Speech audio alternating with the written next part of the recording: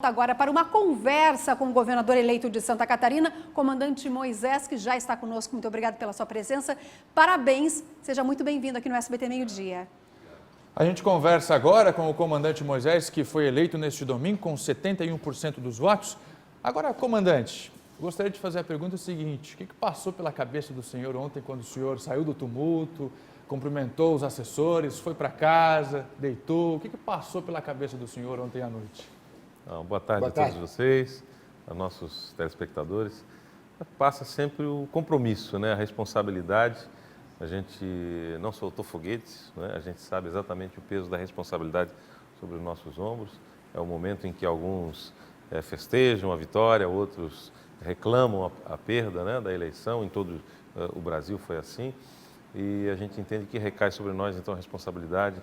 E uma responsabilidade com 71% dos votos. Esperava esse percentual? Nós esperávamos um percentual alto, sim. Acima de 68%, a gente tinha algumas pesquisas nossas nesse sentido, né? Não baixavam disso, até mais, 72%. Enfim, é uma variação natural, mas o eleitor deixou claro que ele realmente queria mudança, renovação em Santa Catarina. E assim no Brasil também, né? Para quem acompanhou, percebe que a gente está numa ruptura, né, de um sistema novo, né, que a gente pretende fazer daqui para frente, uma política diferenciada. Comandante, parabenizando por essa vitória, eu comecei exatamente com essa pergunta porque a gente gostaria de saber o que passa na cabeça de um governador e também quem é o novo governador de Santa Catarina. A gente descobriu, governador, com perdão, claro, da palavra, o senhor até mês passado era pouco conhecido dos catarinenses. Ontem alcançou a marca de 2.600.000 votos. A gente descobriu que o senhor gosta de tocar violão, é verdade, governador? É verdade, Está um pouquinho aposentado, um pouquinho enferrujado, mas eu toco violão desde os 15 anos de idade, é um hobby e é uma coisa que me faz muito bem, cantar e tocar, dentre outros hobbies que a gente tem, né, na vida, mas eu acho que isso traz uma paz de espírito muito boa, né, a música, né, o jovem tem que ser incentivado a utilizar essa ferramenta, a música. O senhor nos permite apresentar um pouquinho de comandante Moisés para Santa Catarina agora? Pois não. Vamos acompanhar juntos? Vamos lá. O novo governador do estado, o comandante Moisés. Conheça. Carlos Moisés da Silva, ou simplesmente Comandante Moisés, como é conhecido. Filho de Domingos da Silva e Irene Patrício da Silva, Moisés nasceu no dia 17 de agosto de 1967 em Florianópolis, onde viveu parte de sua vida. Ele se harmoniza muito bem com o capítulo 20 de Êxodo, que diz o seguinte, verso 12: honra teu pai e tua mãe, para que se prolongue os teus dias, que o Senhor Deus te deu. Ele se harmoniza muito bem com isso. Ele foi um filho muito querido, né? Muito abençoado por Deus. Moisés tem duas irmãs, Cláudia e Cleide, irmãs que o conhecem bem e falaram sobre uma de suas paixões. Uma coisa que ninguém sabe é que meu irmão toca muito bem violão. Ele toca super bem Djavan, Toquinho, João Gilberto também, algumas músicas. Eu acho que é muito a MPB. Assim. Mas a sua verdadeira paixão mesmo foi o serviço militar. Desde cedo demonstrava isso. Tinha uma tendência para o militarismo, achei que ele ia.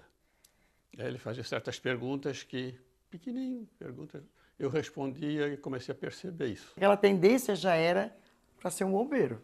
Em 87, aos 20 anos, ingressou no curso de formação de oficiais da Academia da Polícia Militar de Santa Catarina.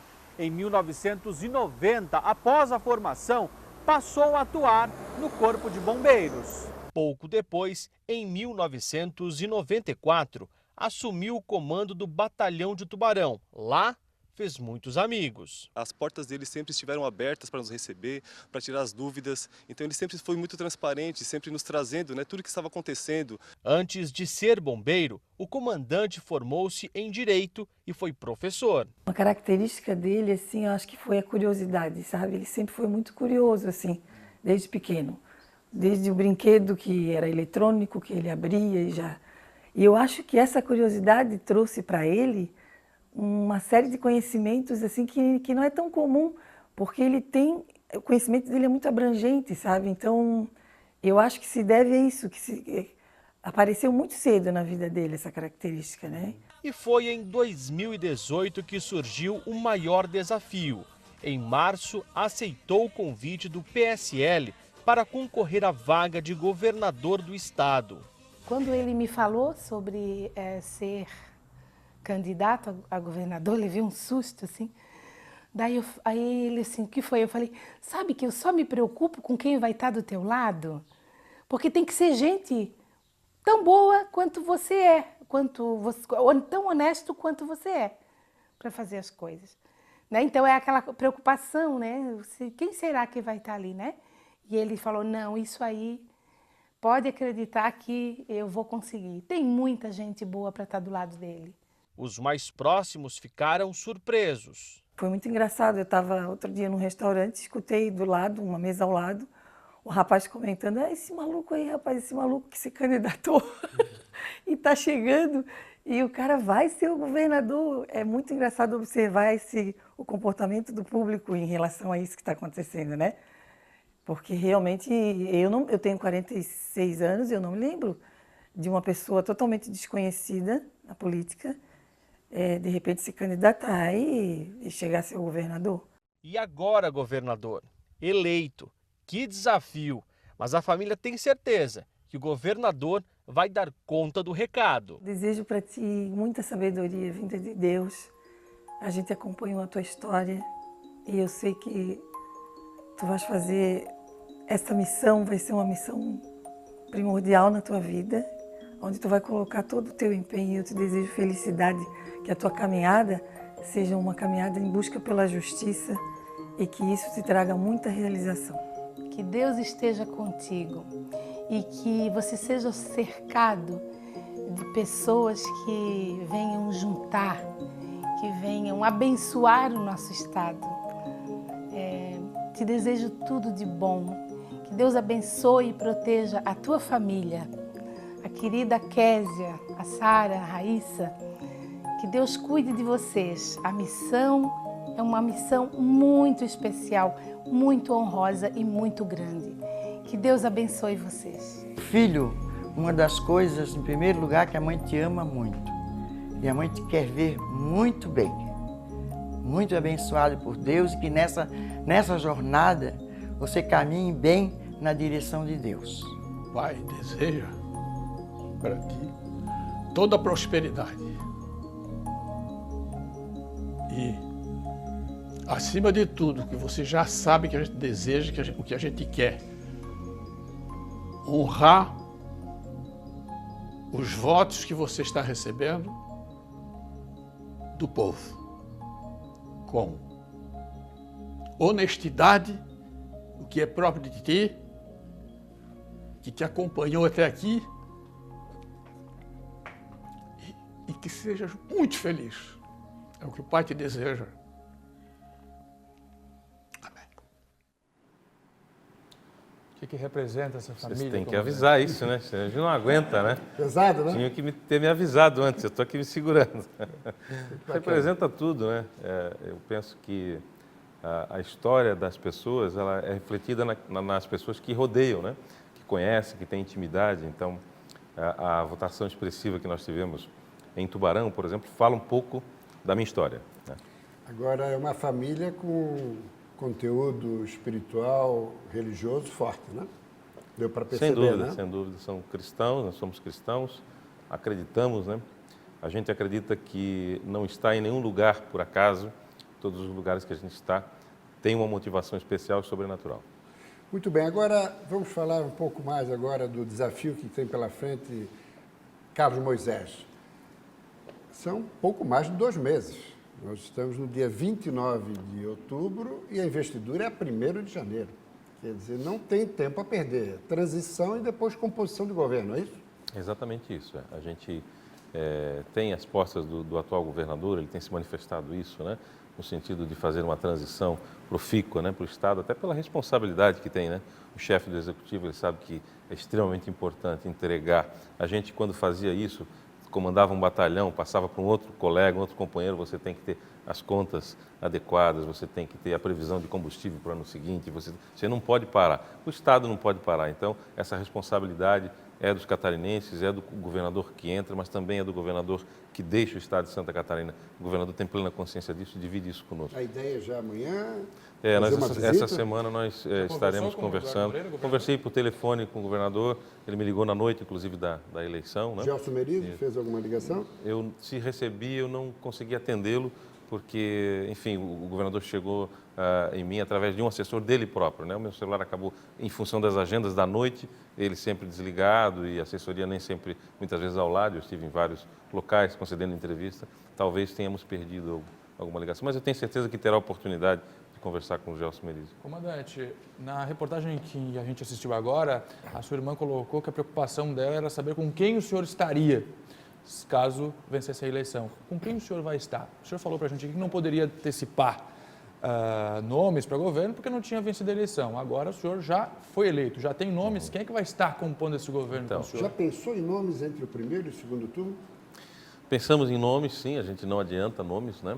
E a gente pretende fazer algo diferenciado do que a política tradicional faz, que é ocupar os cargos do Estado. Nós pretendemos, como eu já disse, tenho repetido, encaminhar a reforma administrativa nesse governo.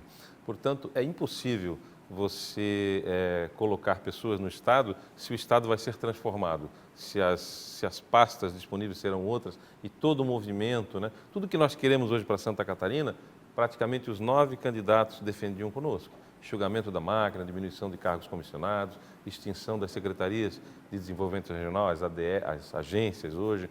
Então, são pautas que eram comuns a todos os candidatos e essas pautas é que nós vamos colocar à mesa agora para, junto com o atual governo, encaminharmos, promovermos essas reformas e aí sim, em equipe de transição, colocando as pessoas certas no lugar certo. É isso que a gente pretende. Ou seja, aquela questão que Luiz Henrique da Silveira implementou em Santa Catarina, a radiografia das urnas, isso não vai existir. Primeiro, porque o PSL correu sozinho, não tem aliado. E segundo, porque é a formação de uma equipe técnica, é isso? Exatamente. A gente não está demonizando aqui ou dizendo que não é possível ter um técnico dentro da política. É possível que exista, mas a gente prioriza naturalmente esse critério, o conceitual técnico, para integrar os quadros da nossa administração. E, primeiramente, obviamente, o desenho do Estado que a gente quer. Né? Isso passa pela equipe de transição do governo, recebemos mais informação do governo, é natural que o Estado, se aproximando agora do Estado, da equipe de transição que o governador designará, a gente vai ter mais informação ainda para poder trabalhar esses conceituais. E a ideia é o quê? Buscar empresários, acadêmicos nas universidades, profissionais liberais. Como é que está idealizando a montagem de governo Carlos Moisés? Eu tenho sempre dito que gosto muito da ideia de trabalhar com os servidores de carreira. Nós temos alguns exemplos no Estado que são pastas que são tocadas, né? São dirigidas por servidores de carreira e que funcionam bem, estão dando resultados positivos para o Estado.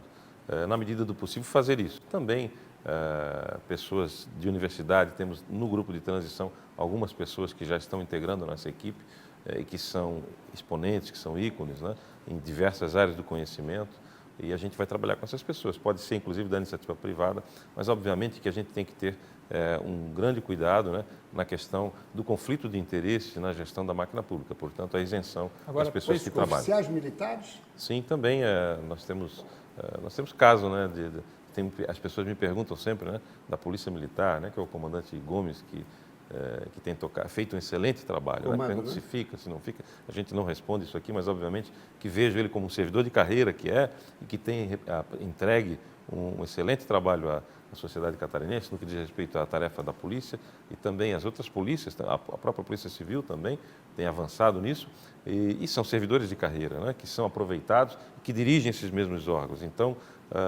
há muito espaço dentro do serviço público e bons nomes para você estar aproveitando. Muito bem. A gente prometeu que o telespectador entrevistaria o senhor junto com a gente. Então, vamos à primeira participação do nosso telespectador, que quer também questionar o novo governador do Estado. Bom dia, parabéns, comandante Moisés, pela eleição. Minha pergunta é simples: quais os investimentos que o senhor vai fazer nas rodovias estaduais, principalmente no oeste catarinense, que está bem precário, Dagoberto de Concórdia? Isso aí. Dagoberto, essa demanda do Dagoberto é uma demanda de todas as regiões de Santa Catarina, não só do Oeste, mas a gente esteve no Oeste de Santa Catarina. A gente percebe, pelo levantamento do próprio governo, que investe pouco mais de 30 milhões ao ano para a manutenção das rodovias, que poderia ser investido mais. E triplicando, quadruplicando esse valor, a gente vai conseguir ter uma rodovia. Não se fala aqui nem em adequação de capacidade, mas pelo menos a rodovia segura na condição que ela está hoje, porque hoje a gente tem trechos realmente do Estado que precisam de manutenção. A gente vivenciou isso durante a campanha, muitos trechos sem acostamento, buracos, e é possível sim fazer os investimentos, fazendo o quê? Enxugando a máquina pública, diminuindo custos em outras áreas e aplicando, porque isso também é segurança, isso também é saúde, né? Investir na infraestrutura. Hoje nós temos aí resultado de acidentes, muita gente utilizando os hospitais, ocupando inclusive leitos públicos, fruto exatamente da falta de investimento em infraestrutura, a questão da produção, escoamento de produção, etc. Então, nessa linha, em sintonia com o que falou ontem Jair Bolsonaro, privatização, concessão, pode ser caminho. As concessões nem sempre significam pedágio. Então, muitas vezes você concede marginal de rodovias para você estar estabelecendo comércios, enfim, de uma forma do Estado captar algum recurso. Existe como avançar nisso daí. As rodovias federais, eu entendo que o nosso presidente disse que não fará, né, as concessões, mas nós já temos rodovias federais concedidas, né, e a gente vê que é um processo praticamente que não tem volta, né, que é a condição do Estado de estar mantendo. Prisco, vamos então a mais uma participação, vamos acompanhar mais um telespectador que quer questionar o novo governador. Pode colocar no ar. Boa tarde, governador, parabéns pela vitória. Que é o João Rimo de Cocal do Sul, que é a minha filha Lohane. Queria saber qual é o seu plano para a segurança pública no nosso estado. Muito obrigado. Aquela outra situação que o Gerson... Governador. Então, nosso amigo pergunta sobre a segurança pública, né? Nós entendemos que a segurança pública é um dever do Estado, mas também do governo federal, e do cidadão também ser partícipe disso, junto com os órgãos de segurança pública, investir em polícia de proximidade, investir nos efetivos policiais e também em tecnologia. Necessariamente, tecnologia inclusive para a solução dos crimes, né, na área de persecução penal, para que o Estado juiz também, entregue ao cidadão aquilo que o cidadão espera, né, de ver o seu crime desbaratado, quadrilhas desbaratadas, o combate ao crime organizado. Isso nós conseguimos fazer exatamente com tecnologia e com investimento. Não se faz segurança sem investimento público. Outra questão que Jair Bolsonaro colocou com muita propriedade na sua manifestação foi efetivamente colocar em funcionamento a federação no Brasil. Porque hoje isso não existe, os recursos ficam mais de 60% concentrados na União e governadores e prefeitos de pires na mão. Ou seja, colocou o dedo na ferida, hein, Carlos Moisés? Perfeitamente. E essa é uma bandeira que tem sido levantada e durante toda a nossa campanha, inclusive, a gente mencionava isso, né, como solução para a readequação. Mais de 60% dos recursos permanecem em Brasília, enquanto que os municípios, 13%, 20%, cerca disso, para os estados. É preciso inverter essa pirâmide para que a gente tenha recursos aqui no estado de Santa Catarina para fazer as obras que a gente precisa, para aplicar em segurança, saúde e educação. É isso, nós gostaríamos de agradecer a sua participação aqui, governador eleito de Santa Catarina, muito obrigado por atender o nosso convite. Esperamos sim que o senhor faça um bom governo a partir de janeiro do ano que vem. Vamos estar acompanhando por aqui. Obrigado, governador. Fernando Prisco, obrigado a vocês, obrigado pelo SBT, a oportunidade de mais uma vez estar aqui e agradecer a todos os nossos eleitores catarinenses, os catarinenses de coração, pelos mais de 2.600.000 votos. Muito obrigado a todos. Sucesso para o governador eleito e para Santa Catarina. Exatamente. E assim, nós encerramos o nosso trabalho nas eleições aqui. Foram 37 entrevistas, com agora a entrevista do governador eleito de Santa Catarina nessa cobertura das eleições 2018. Mais uma vez, parabéns, obrigado, governador. A gente vai ficando por aqui.